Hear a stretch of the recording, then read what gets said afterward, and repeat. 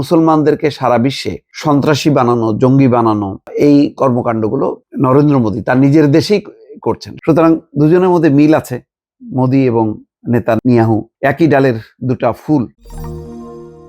নরেন্দ্র মোদী এখন ইসরায়েল সফর করছেন, খুব সাহসে নেমে আসলেন। দেখলাম যে বেনিয়ামিন নেতানিয়াহু, যার হাতে মুসলমানদের রক্ত, মানুষের রক্ত লেগে আছে, তার সাথে করমর্দন করলেন, দুদিনের সফর করলেন এবং বেশ খুবই উৎফুল্ল।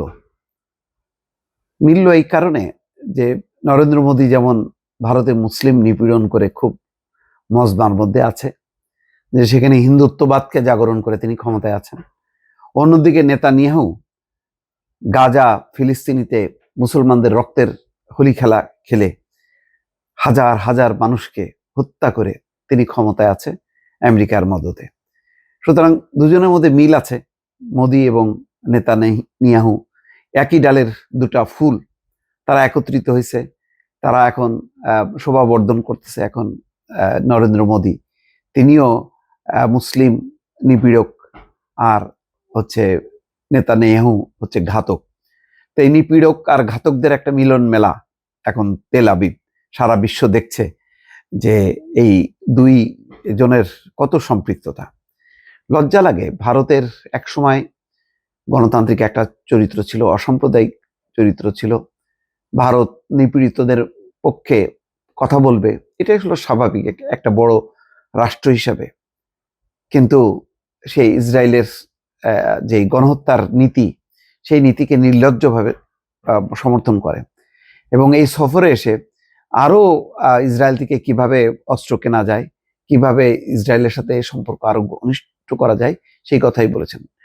খবরে বলা হচ্ছে যে তিনি একবারও এই যে গাজায় হত্যাযজ্ঞ বন্ধ করা, ফিলিস্তিনিদের অধিকার পুনঃপ্রতিষ্ঠা করা, এইটার ব্যাপারে কোনো বক্তব্য দেননি। শান্তি চুক্তির মোতাবেক যাতে ইসরায়েল তার মানে যে দমন নীতি, তারপরে হত্যা নীতি মুসলমানদের, সেখান থেকে যাতে বিরত থেকে শান্তি চুক্তি অনুযায়ী মধ্যপ্রাচ্যে এবং বিশেষ করে গাজায় যাতে একটা দীর্ঘস্থায়ী শান্তি এবং পুনর্গঠনের কাজটা শুরু হয়, সেই ব্যাপারে তার কোনো বক্তব্য নেই। সেখানে আছে দুই দেশের বন্ধুত্ব এবং দুই দেশের মধ্যে আরো কিভাবে নিবিড় যোগাযোগ স্থাপন করা যায় সেটাই।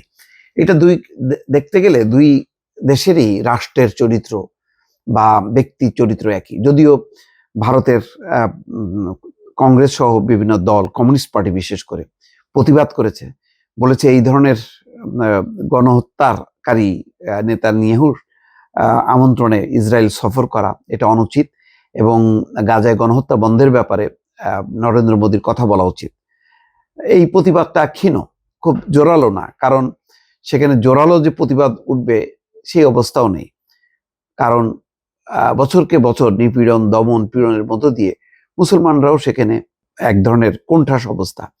লাভ মোহাম্মদ এই ব্যানার মানে দেওয়ার কারণে যারা তাদের বিরুদ্ধে, মুসলমানদের বিরুদ্ধে মামলা করা, তাদের ঘর বাড়ি গুড়াই দেওয়া, এই কাজগুলি তো করছেই। তারপরে পেহেলগামে যেই ঘটনার পর হঠাৎ করে পাকিস্তানের উপর দায় চাপায়, সেখানে যুদ্ধ চাপায় দেয়া এবং এসবের মধ্য দিয়ে শুধুমাত্র ওই মুসলমানদেরকে সারা বিশ্বে সন্ত্রাসী বানানো, জঙ্গি বানানো, এই কর্মকাণ্ডগুলো নরেন্দ্র মোদী তার নিজের দেশেই করছেন। সুতরাং তার সবচেয়ে আরো নৃশংস এবং কঠিন অবস্থা যেটা তৈরি করছে নেতানিয়াহু গাজা ফিলিস্তিন জুড়ে। সুতরাং এক ধরনের বলা যায় এখানে নেতানিয়াহু বড় ভাই আর নরেন্দ্র মোদী ছোট ভাই। সুতরাং ছোট ভাই বড় ভাইয়ের মধ্যে একটা মিলন হবে, এটাই স্বাভাবিক। এটা আমাদের গণতান্ত্রিক রাজনীতির জন্য, মানবাধিকারের জন্য খুবই দুঃখজনক, কিন্তু এই বাস্তবতা মেনে বিশ্ব চলছে, কিছু তো করার নেই আর আপাতত।